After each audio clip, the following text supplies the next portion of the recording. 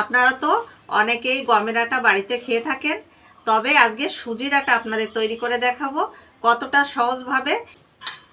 1 বাটি সুজির জন্য 2 বাটি জল দেব, একটু লবণ দেব, নাড়তে থাকবো। ডোর মতন হয়ে গেছে। ডোটা ভালো করে ঠান্ডা করে নিয়েছি। এখানে আমি সুজি নিয়েছিলাম 1 বাটি, তো সেই বাটি মাপ করে 4 ভাগের 1 ভাগ ময়দা দেব।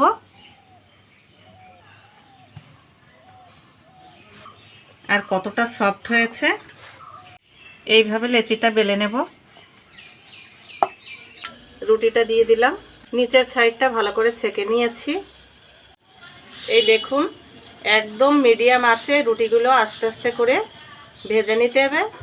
আর এই সুজির রুটিগুলো কিন্তু একদম ফুলকো ফুলকো। এই দেখুন কতটা ফুলে উঠেছে।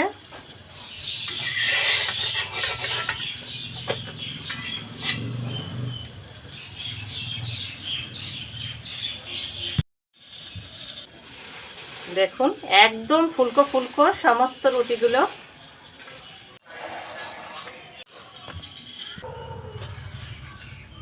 দেখুন রুটিগুলো সব ভেজে নিয়েছি, সুজির রুটি।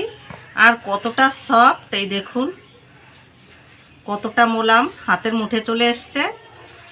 এই দেখুন প্রত্যেকটা রুটি হাতের মুঠে চলে এসছে।